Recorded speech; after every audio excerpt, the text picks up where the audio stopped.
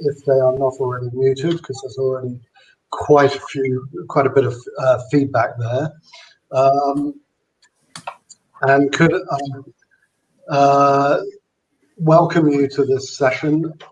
As I said, I'm Rob Wise from the National Farmers Union. I've been part of the steering group for the Biosphere project since the beginning, and look forward to this discussion this afternoon. A few bits of housekeeping for us, just to be aware that the session is being recorded.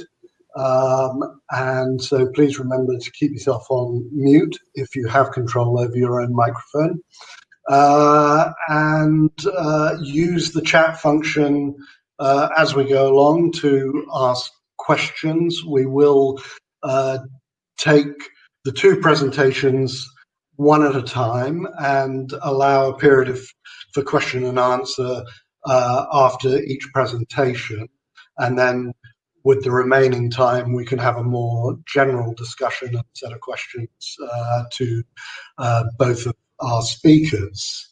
So we'll get an overview of what farming is like in the Fens from Charles Shropshire in a minute, and then Kate Carver is going to be able to tell us about the Great Fen project that we've already heard mention of earlier today, and a word that was new to some, I noticed in the chat, paludiculture, and what that's all about.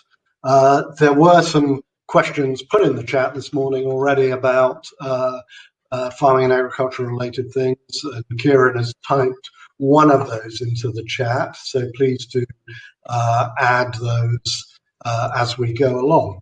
So without further ado, I'd like to introduce Charles Shropshire of Gee's Cambridge Farmers Growers Limited. Charles is the third generation, I think I'm right in saying, of Shropshires to be farming here in the Fens. A very successful integrated business that is taking salad and vegetable crops out of the field and getting them onto supermarket shelves very, very rapidly. You might have one or two words to say about supply chains in light of Brexit and all the rest of it, but that's probably not particularly relevant today.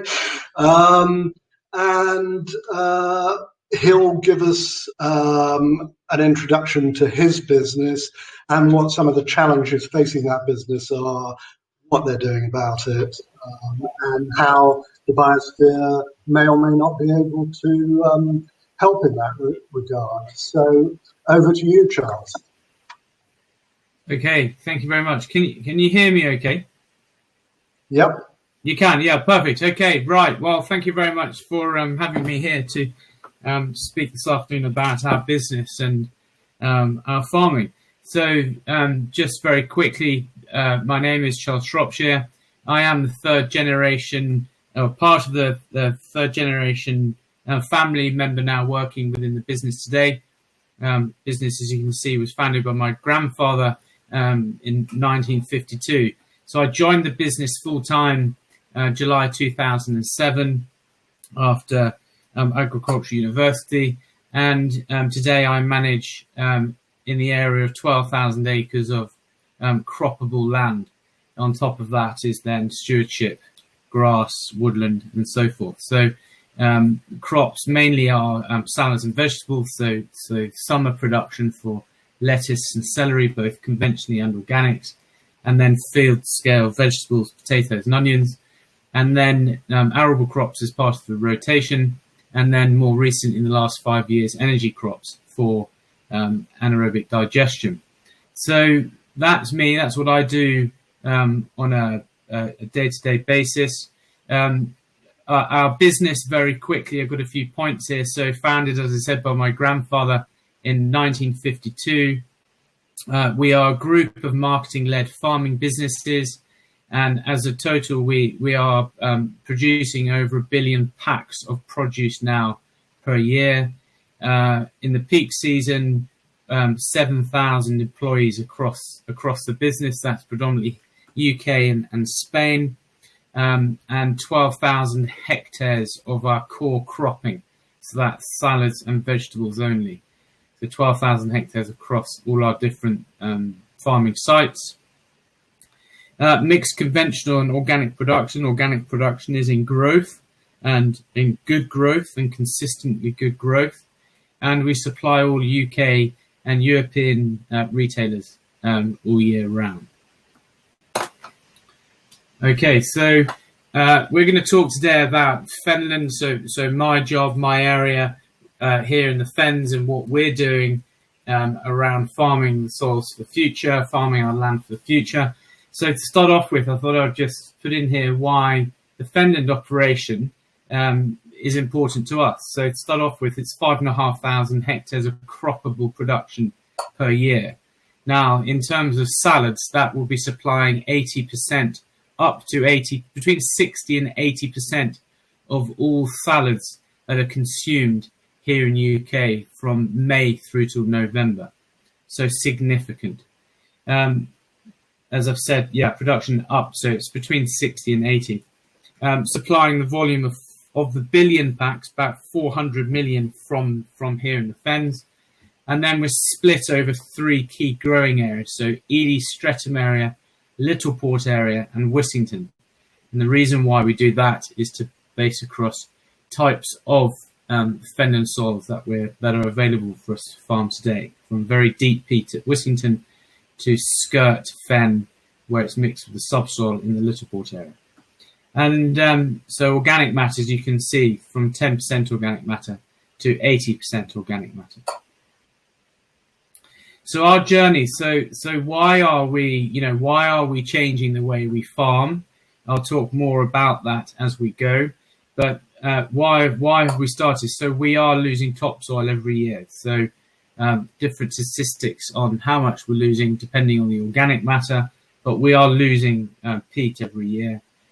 Future generation stability is making sure that the next generation are fit to be able to take on a farming business, and passion for the environment that we live in. You know, we love the Fens to live in equally as much to farm.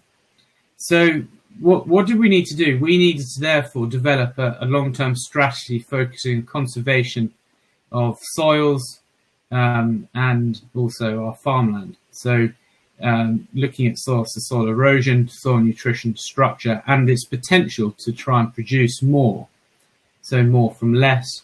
And then we're adopting a nutrition farming plan, model, and then developing our farmland biodiversity. So habitat creation, focusing on mixed species rather than any single species. So that now, as this is progressing, it's now, we call this under a heading of regenerative agriculture. So in the last year, as it all sort of is progressing, it's all around regenerative agriculture. But what does that take? That takes what we call a whole farm approach. So a farm strategy that links the water, the land, the air, and the environment to protect our soils, enhance our wildlife and ecosystem, while at the same time driving quality and yield in our cropping, improving nutrition of our crops, aiming to try and create a stronger, more robust farming model. And I think, as I've said, this has been in development since 2012.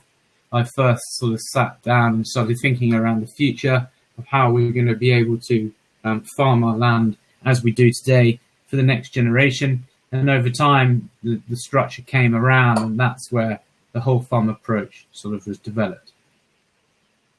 So this is just a very quick diagram showing you what our thoughts are on the whole farm approach. So everything from the soil, the crops, the local environment, biodiversity, and the health of that whole function.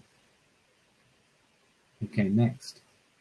So we're talking about soil. How do we achieve good soil practice? So just a very quick, there's a few pictures there you're showing. There's a machine there of something called a strip till. But first things first, what I did was actually form a very, very consistent rotation. So I could tell you today what will be on all of our fields in 30 years' time or 50 years' time, as long as we keep that consistency. It's very much a consistent rotation. What that then did was we could then plan, we could then start to develop what we call an inter-rotation, and then look at how we can then use crops, following crops, to then work out how we can reduce our tillage by using cover crops, for example. And then, therefore, it's then getting right soil types to the right timing, and then working out how we can reduce our tillage by less ploughing, reduce passes, and then, as you see the picture here, as I just mentioned, direct drilling and sort of strip tilling. Now, don't get me wrong, intensive salad production and vegetable production, trying to achieve a true regenerative practice is going to be very difficult.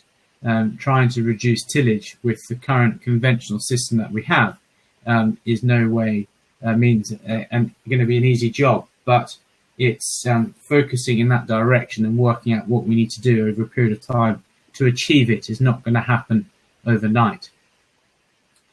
Okay, so on top of that, so we're talking around tillage, so reducing our tillage where possible, as much as possible, and on top of that, then it's around how we can reduce artificial inputs.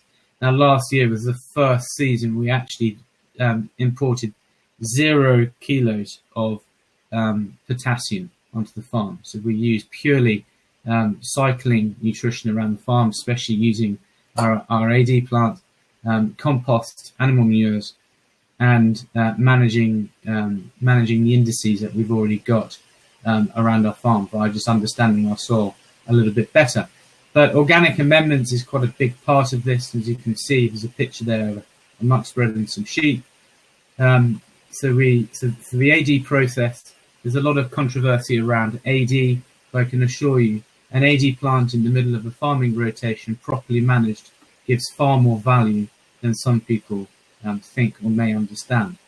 So we also have a mushroom farm next door or near our farming block, which is producing 25,000 tons of mushroom compost each year. So carefully managed through the rotation, as I was talking around a very consistent rotation, then that gets applied into the rotation at set timings after crops or before crops, depending on the cropping that you are looking at. And then with that as well, at the same time, just back on the last slide, it said around sheep. 4 years ago, we had 0 grazing on the farm, and today I think we'll have, when this presentation was put together early in the year, we had 5,000. I think we'll have up to 7,000 sheep grazing on the farm at one point this autumn, now into the spring, on different cover crops. So again, cycling nutrition and making use of animals. So how, keep looking at soil and how are we, looking after our soil. So we are, one of the big areas with here in the Fen is obviously our soil is very prone to erosion. And one of the big areas that we have massively driven in the last 5 years is cover crops. Now, 5 years ago, I'd imagine we were roughly growing in the area of maybe 200 acres of cover crops. So just under 100 hectares, that is in hectares. And today, this autumn, we have drilled just over 1,300 hectares of mixed cover crops. That's mixed species, so mixed plant species, so we can get diversity into our land, so it's not consistent monocropping. And with an aim and a target to be 0 bare soil over winter.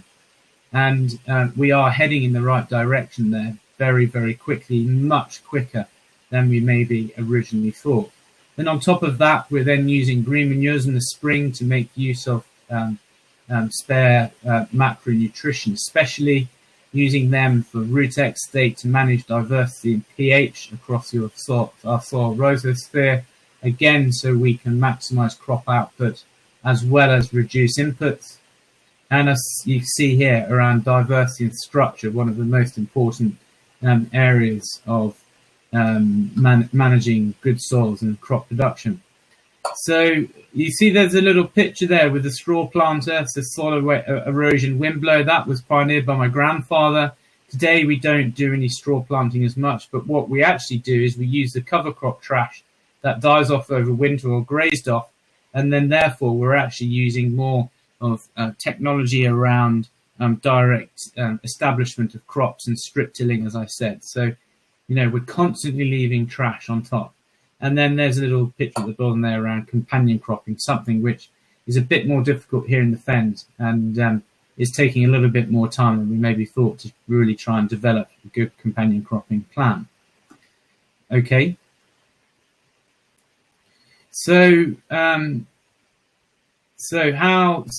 water, obviously a big challenge for us. So salads and vegetable crops, as you would be aware, are incredibly water hungry. So water, massive usage for us. So what are we doing? Obviously, we are using technology in the soil with probes and sensors to help us plan and better applicate our water. We have invested in reservoirs. We have in the region of nearly 700 million gallons of reservoir storage, which we catch and fill the reservoirs over winter when there's plenty water availability from the rains that we have. We keep getting more and more over winter. And extensive investment to drainage and water table management.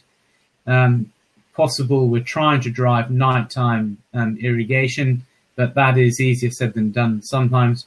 But I think one of the big areas which we've invested in the past 4 years is moving to drip irrigation. And drip irrigation, where done properly, is reducing our water up to 40% in places. And I think we could probably do more as we develop. But one thing we started doing last year is actually fertigating.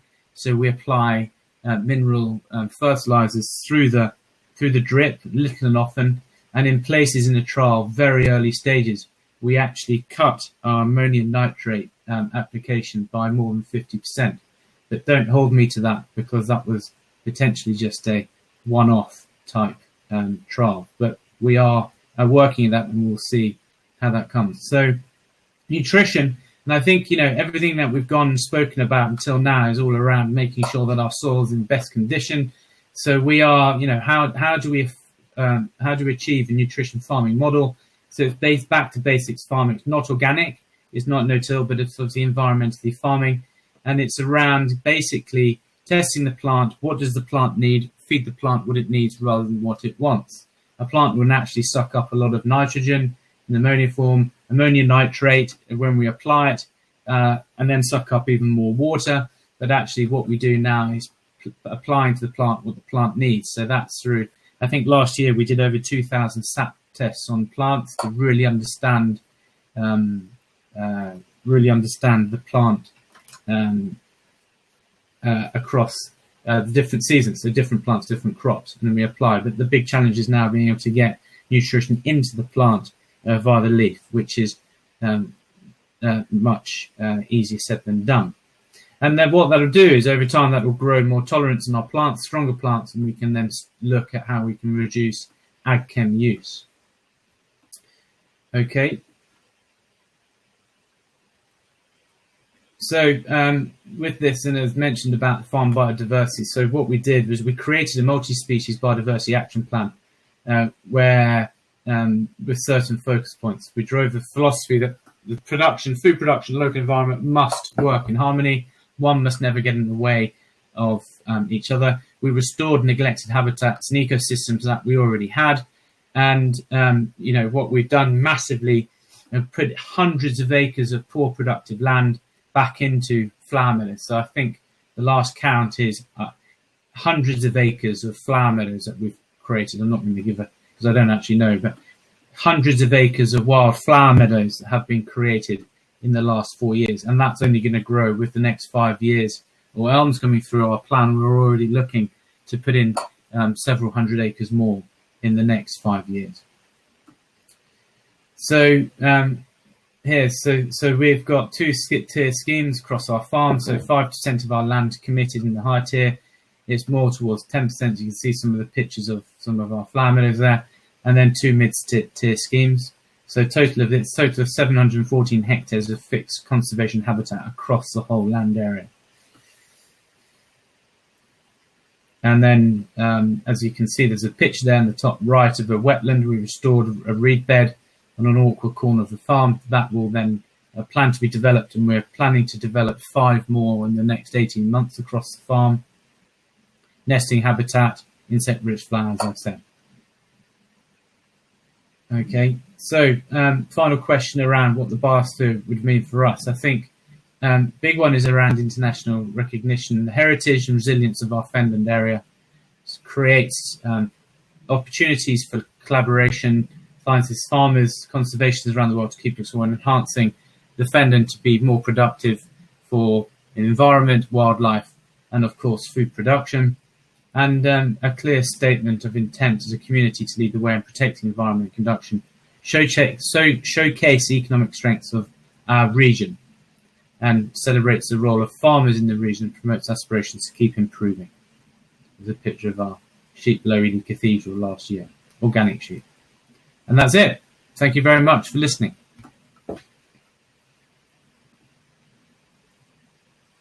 Thank you very much, Charles. As I said, I'll allow a little bit of time just now before we move to Kate for some questions that are very specific to Charles's topic. I've been looking through the chat and I've saved some general discussion later. But Charles, I've got a few quickly about the farming situation.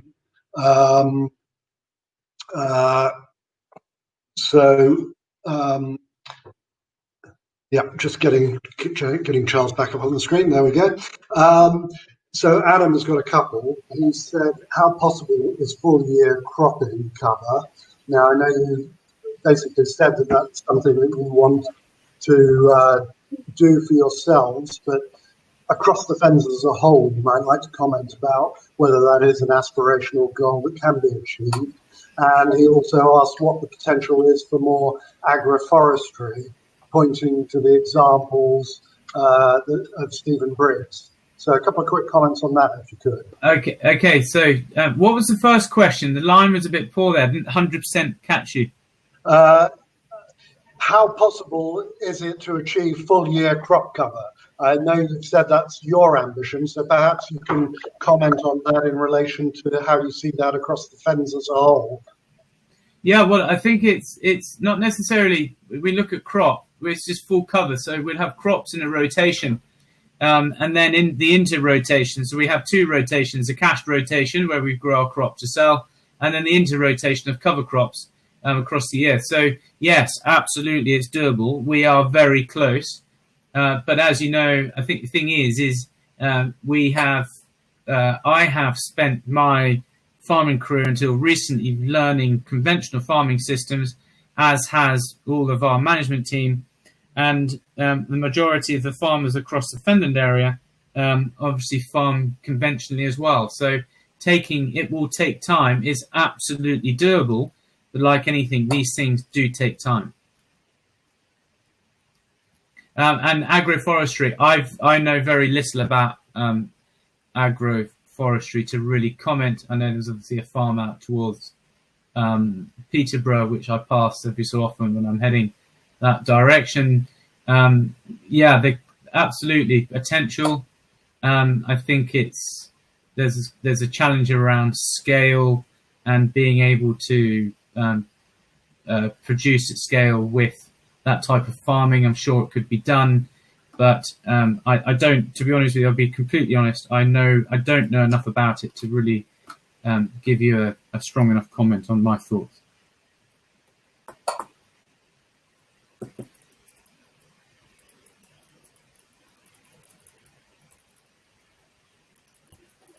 Okay. I think we might have lost Rob.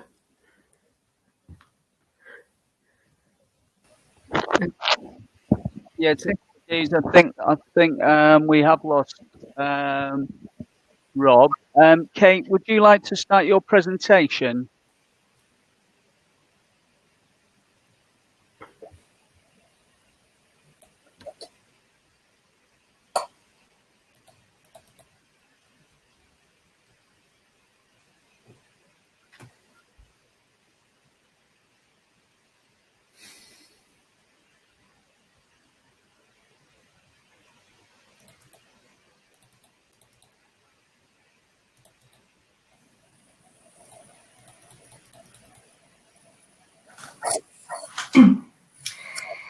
Okay, so good afternoon, everybody. Thank you for inviting me to talk at the Fens Biosphere Conference. Very exciting to be here online with you all this afternoon. I hope you can all hear me.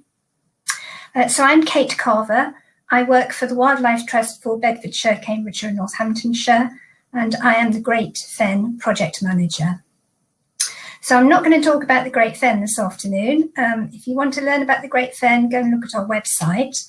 But I am going to talk about one of our projects, the Waterworks project. Just very quickly before I do that, I've been a member of the Fens Biosphere Steering Group right from the very beginning. The Wildlife Trust was one of the founding members. I'm a member of the Executive Committee. So I've been very involved with the development of the Biosphere project. And this afternoon I'm giving the presentation, but I'm also going to be aided and abetted by my colleague, Lorna Parker, who's out there in the ether ready to answer questions with me. So together we'll hopefully answer any questions that you have.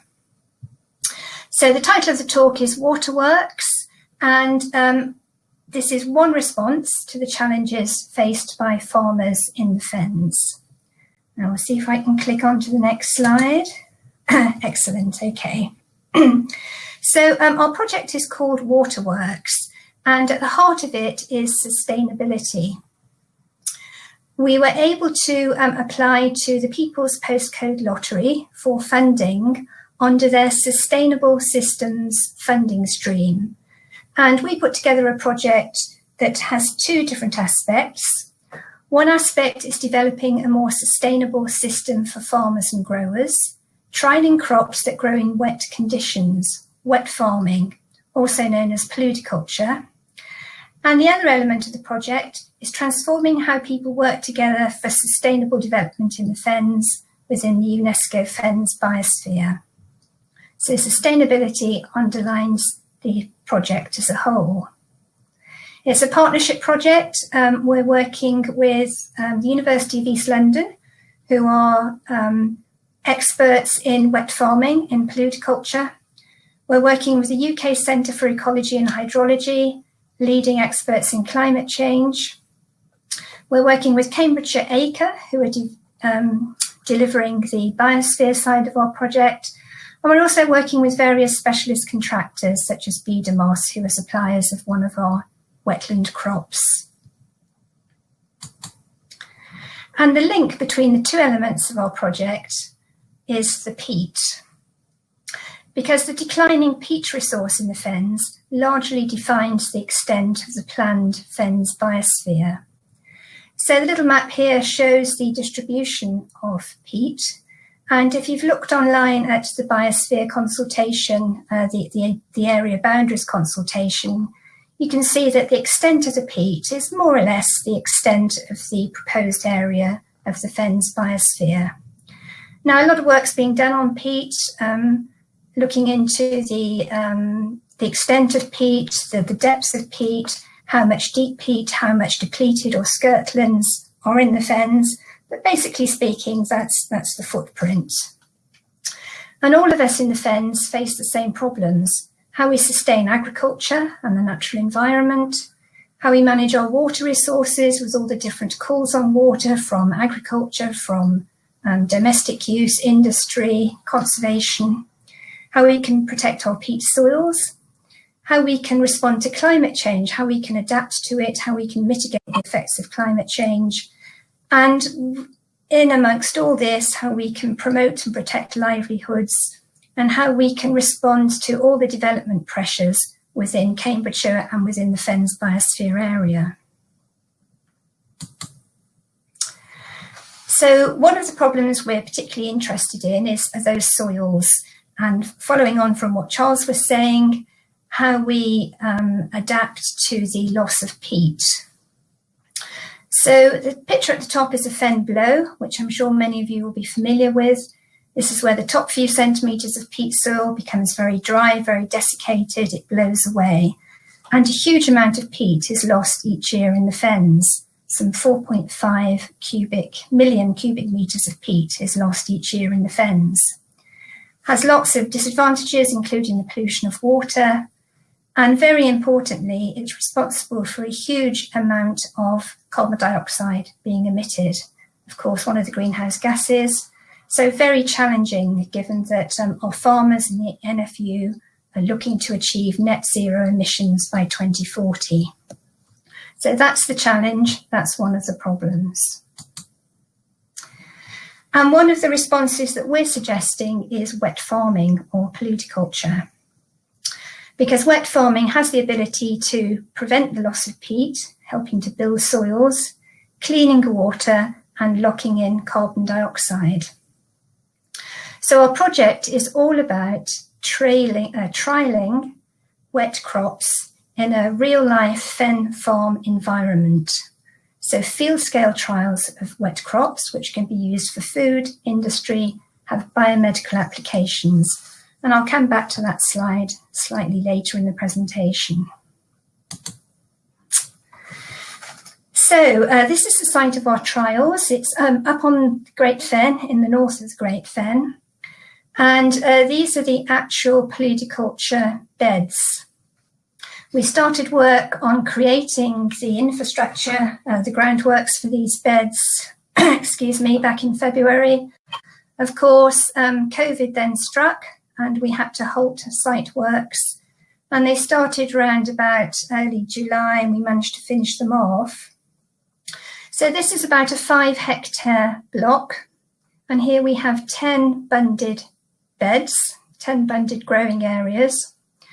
We have a water delivery system, so we're able to take water from the ditch on the right-hand side of the diagram, on the right-hand side of the photograph.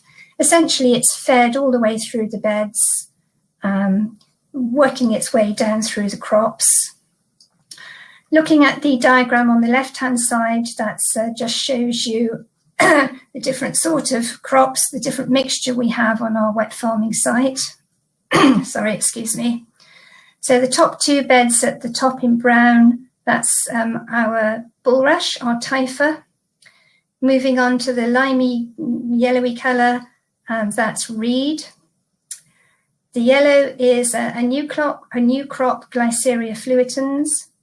The purple strips are two areas of what we're calling novel crops, which I'll talk about a bit later. The 3 blocks at the bottom on the right is sphagnum moss, and then the blue block is a pool for storing water to help feed our system during dry periods. I'll come back to those crops in a minute, but that's a bird's eye view of the extent. So it's about 5 hectares. Previously, some of these crops have only been trialled in very, very small areas, so the size of a tennis court at most. So this is a big change, a big development in wet crop trialling. We were able to get back on site around about August following COVID, and my colleagues in the Great Fen team then started priming the plot, beginning to raise water tables, initially pumping in just to kick-starting it, and then feeding water in through the system of pipes that goes down into the bunded poluticulture beds.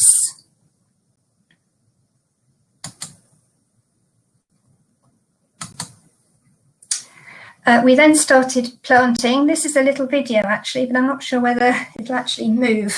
It may just be a still. But overall, we have some 200,000 wetland plants to put in. We're doing it the hard way. We're putting it in by hand, and we fully appreciate that on a commercial basis, no farmer is going to be doing it like this, probably. And we already know from farmers who have visited us who said, oh, I've got a machine who could do that much more easily. But anyway, we planted by hand. We had planned a big programme of groups of volunteers, groups from corporate partners coming in to help with the planting. Most of that had to be put on hold due to COVID. But by early September, we were managing to bring groups back in and to actually get on with the planting. And in the period between September and early September to end of November, we put in 50,000 plants.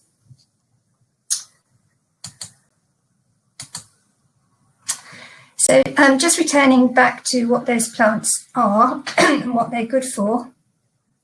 So top left, we have common bulrush, reed mace, Typha latifolia. Below that, we have reed, Phragmites australis, I believe that is. On the right-hand side, we have a new cereal, Glyceria fluitans. We're very conscious that the Fens is the food provider for, the breadbasket, if you like, of the UK. And we were very keen that at least one of our trial crops should be a food crop, a potential food crop. And then in the middle, we have the wonder crop, sphagnum moss, which again, I'll come back to. So just looking at those 4 main crops in turn, what are they? Why would a farmer bother growing them? What's the advantage of growing them? So common bulrush or reed mace, there are already quite established markets in Germany and the Netherlands who are further forward in wet farming or pluticulture than the UK. They have abilities to move nutrients from water, and within our system, they sit right at the top of the system, so that as we feed water through, they help clean the water, and the water moves on to the next cell, and it's a little cleaner, a little purer, removing these nutrients. It has high productivity, even higher productivity with nutrients, and it has a lot of uses. It's already known for its bioenergy use, compacted into pellets or briquettes for heating purposes. It's also capable of bioethanol production.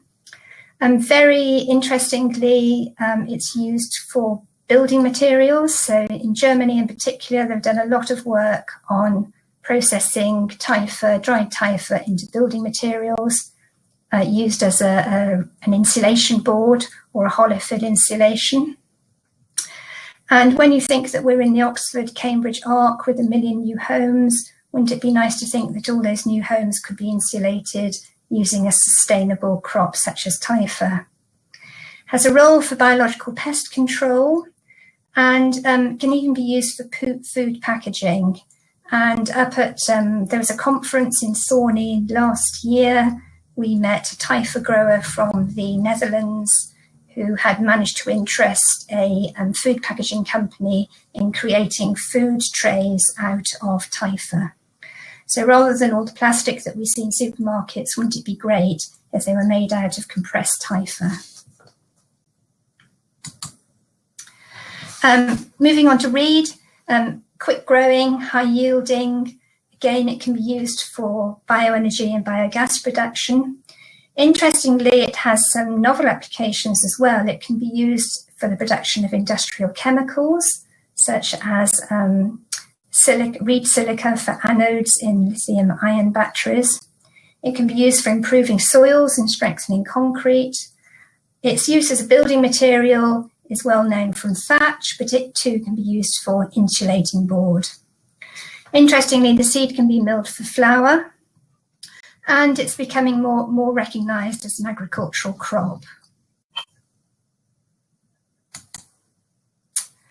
I mentioned Glyceria fluitans, which is our prototype cereal crop, also known as manna grass or sweet floating grass. Historically, in Central Europe, it was harvested from the wild, and it's a perennial herb. It has a good nutrient content, and this is the first time it's actually been trialled as a potential crop. The straw is good for animal fodder, and the grain itself can be either used as a whole grain. For instance, we see it perhaps with applications as an added value crop for an added value ingredient, if you like, for high-end muesli or posh porridge. And the grain can also be milled for flour. So we're very interested to see how that one works out. And then I mentioned sphagnum moss.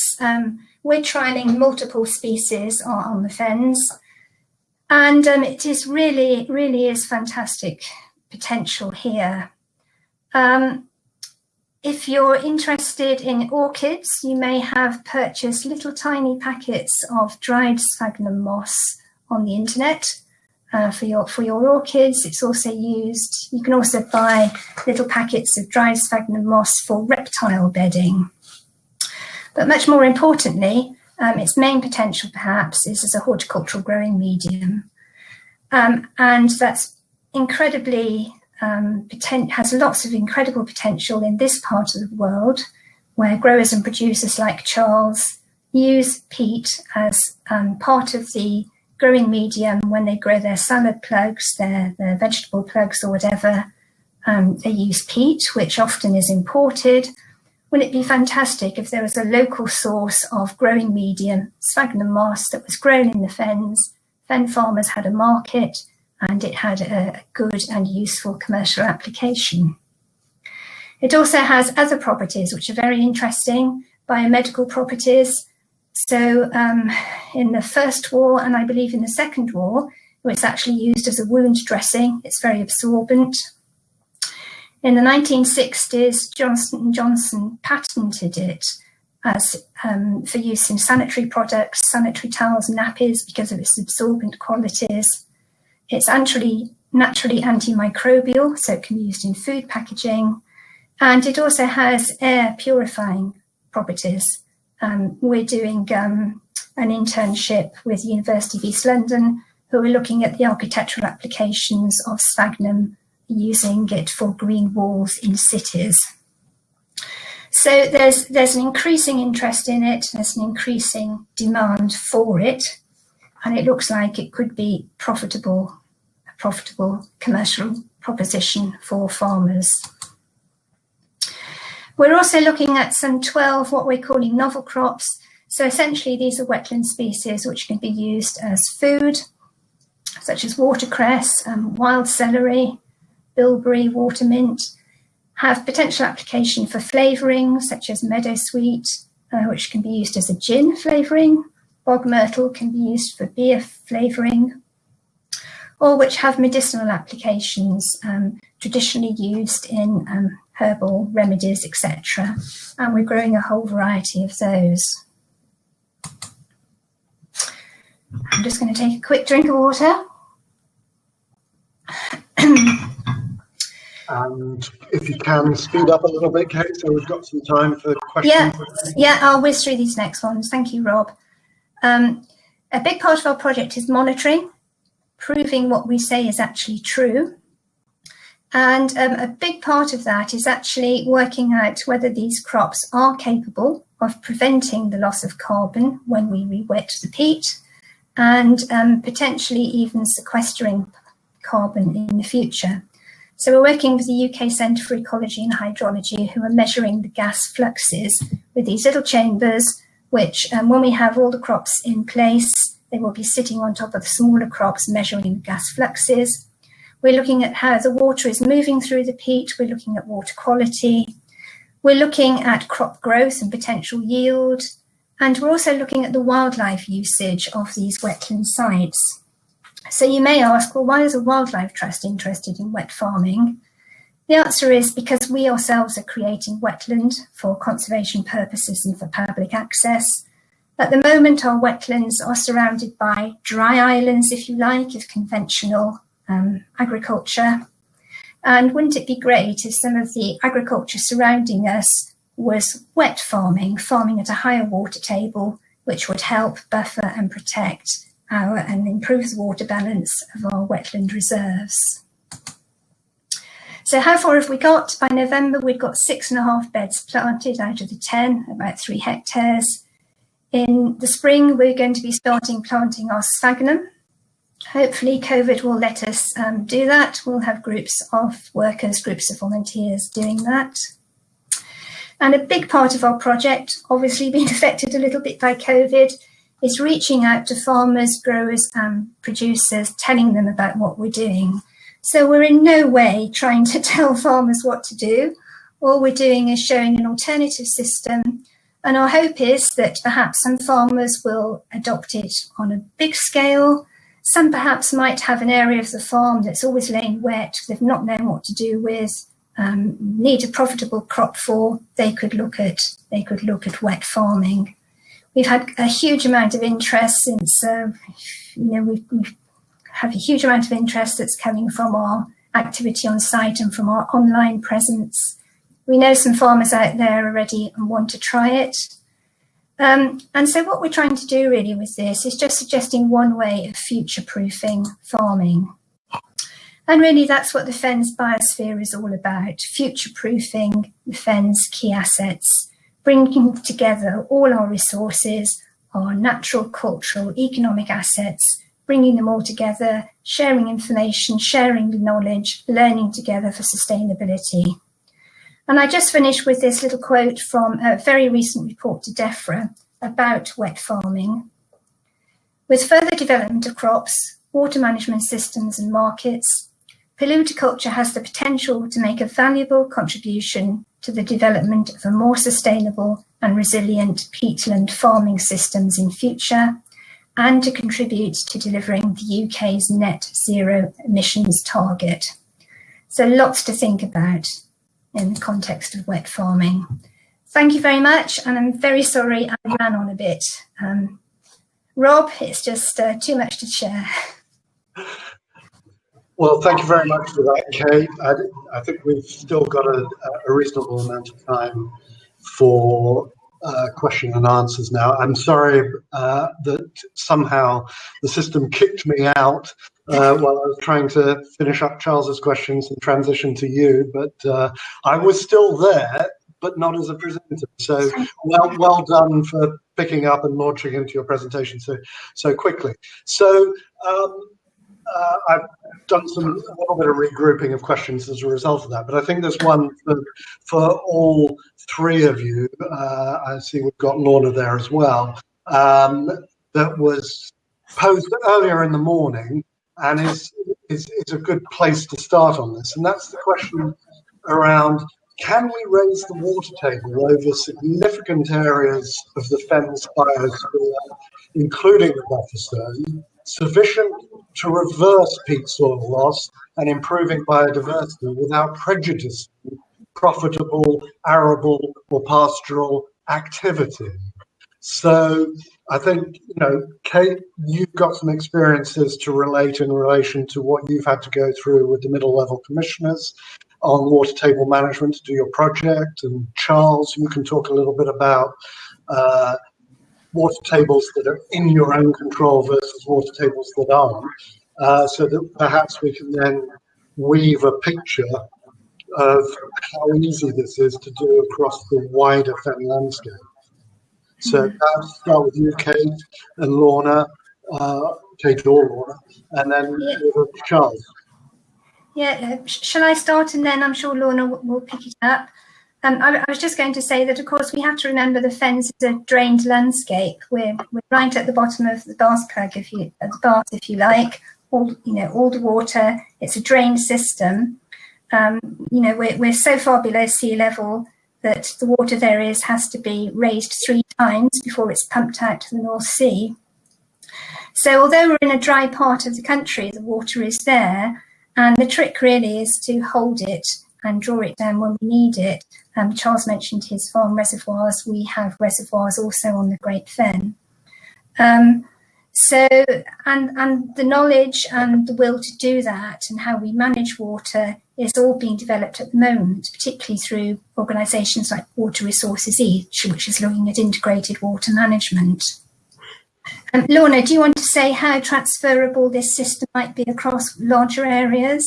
Yeah, so I was going to say a couple of things. Part of that question was about whether you can actually sequester carbon with a system like this. At the moment, the wet farming system is abatement, so it's stopping the loss of soil carbon by holding the water table close to the surface. If we want to sequester carbon, that would be about growing crops on top of that, which aren't entirely harvested. So it's kind of applying some of the principles of what Charles is talking about in a dry farming system, but do a slightly different crop. So it's possible, but that's not where we're going to be to start off with. So that's one aspect of the question. We have reasonably good experience now over the last 10 years of, can you re-wet a significant area of peat farmland? And the answer is you can. It's not straightforward, but it can be done relatively cheaply. But Kate's right, you do need to store water for times of drought, the same as for any other crop or scenario where you need water on site.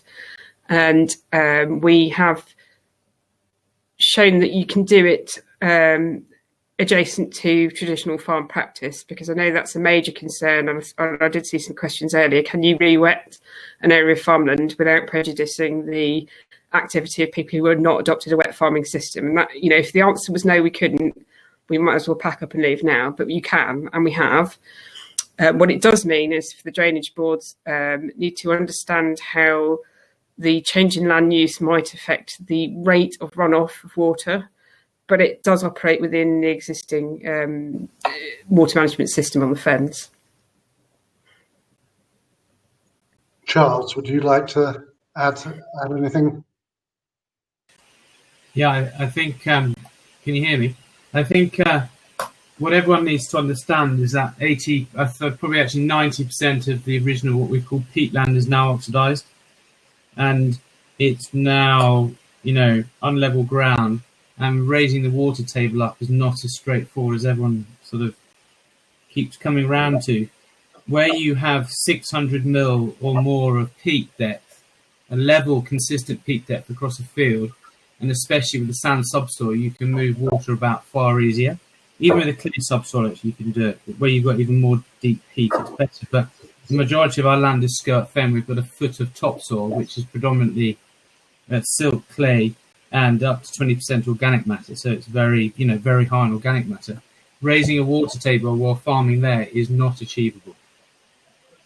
Because to start with, you've got rodents in a field, and the difference of level across a field is a metre or more. So you have a low in a field could be a metre or more lower than the highest point of the field. So if you want to flood the fields to create wet grass, wetlands, that sort of stuff, then yes. But farming skirt fen with a high water table is not achievable. Yeah. So I see Adam has put in the chat, you know, what is the feedback from the drainage boards? I think it's what I'd like to get is a sort of sense of how you actually service different landowners' needs. If one person wants to move wet and another person doesn't. Lorna, I think you were touching on that. Yeah. Yes, and I think just to go back to Charles's point, I don't think, well, we certainly as an organisation are not suggesting this is some panacea that would be adopted wall to wall across the fens. This is just a tool that could be deployed on a part of a farm. So, we're not expecting to see rolling rice paddies across the area. And what Charles is delivering at G's in terms of improved efficiency of production on the land that we are using for traditional ways is just as important as alternatives, because we all need to eat. And I think everybody recognises, or I would hope everybody recognises, that doing that the best way we can do it in terms of production and all the other benefits that Charles was talking about is the direction we need to be going in. And this is just another thing that you could do in suitable areas alongside that. Yeah. I mean, sort of following on a little bit from that, we've had questions from Richard and Alana around the potential for growing salad crops in wetter conditions.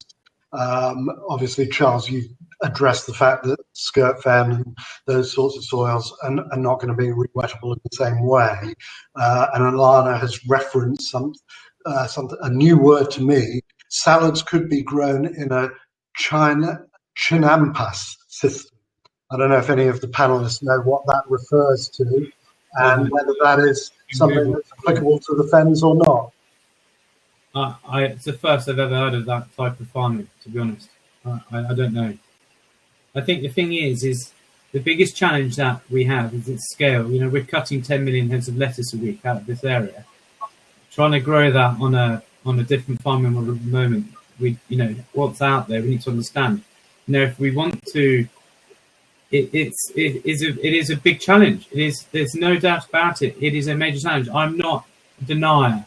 Don't get me wrong. I'm all for, and I'm driving regenerative agriculture and this farming system at a massive rate with a massive amount of energy and force behind it.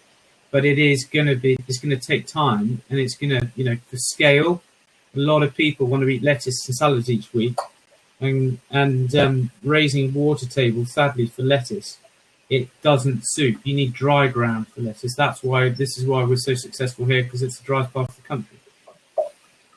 Yeah. So what I'm picking up from those comments and what Lorna has said, it's sort of horses for courses depending on soil type, and the deeper the peat, the more and the higher the peat content, the more opportunities there are for paludiculture. But for the much larger land area of the fens that is no longer deep peat, we're talking regen ag, agroforestry, and those sorts of things. I think it's fair to say, Rob, as well, that the not our trial, because our trial's deep peat, but the smaller trials that Kate referred to are on mineralised soils as well. So some of the crops, it might be possible to grow in a slightly different way. Most people sort of think you're just filling the water up from the bottom, but there is an irrigation element of the moss growing that would be much more familiar, I think, to farmers who come to view it in terms of drip tape and spray irrigation and more of that kind of side of things, which might be more suitable for mineral soil. Okay. Another question in the chat, potentially for you, Lorna, from Hannah, is when are you hoping to have data on carbon emissions and capture from the trial? And what are you anticipating that that's going to tell you about this kind of production versus the more traditional production that we've seen in the past? Okay, so we've got equipment out on site at the moment that's already recording live carbon flux data. That's what the little kind of things that look like upside down goldfish bowls are. And that complements a range of other flux towers that record over a much bigger area, which are not just on the Great Fen, but also on agricultural land across the fens and elsewhere. So there's a lot of data gathering going on in terms of all the way from traditional dry farming to what we're doing. It's too early to say at the moment when we would anticipate picking up data which tells us about the crops, because they're not all in yet. But as soon as they go in, we start to collect live data every 5 minutes. So there'll be an emerging picture. And what you can interpret that data to start off with, but obviously you're going to have daily variation in the picture, seasonal variation, and it's going to depend on the weather. So the overall kind of long-term picture would take a couple of years to gather, but what we can do with the data that we get live is compare it to how it is in other areas under different management elsewhere. So that kind of information should be really accessible early on. It's quite exciting, really. Yeah, sure. Okay, I'm going to come back to a couple of questions that Richard has asked. He's sort of got a slight change of direction here in terms of Charles enjoying the open days you do and wondering what other linkages to schools, etc., you could do to educate about food, seasonal food. And then a separate question, which is actually sort of related, is are some crops you grow, quote, worse than others? And how do we persuade consumers to buy the less harmful crops? I think I was actually just replying there because I thought maybe we're running out of time. But I think of all our crops that we grow, it's potatoes are probably the more demanding crop on our soils because you have to deep till. You want to find a seed bed, and then obviously how we harvest, where you lift the ground and everything comes up. With regards to, but we are growing very, very few potatoes. We used to be growing over 1,000 acres on the fens. We're now growing a couple of hundred acres. So potatoes is not a core crop of ours. Salads, on the other hand, salads grown well in a regenerative practice can actually be they're fine. They're absolutely no problem because you very lightly till the surface at the moment. Strip tillage, and you can plant the seed or place a plant into that little strip and plant happily. Our challenge at the moment is getting the harvest in wet conditions, so that's the challenge. And obviously organic production. Our organic here now, we're 5% of our farmed area here in the Fen is organic. Great. Okay, I'm afraid there were more questions. Needless to say, we haven't got to them all, but I'd like to give a huge vote of thanks to Kate and Charles for their presentations, and to Lorna for her contributions to the Q&A session. Thank you all very much for attending. There is the opportunity now to head back to the networking lounge and the exhibition hall. But thank you all very much, and Kieran, I'll leave you to close the session down. Thank you. Thank you, Rob.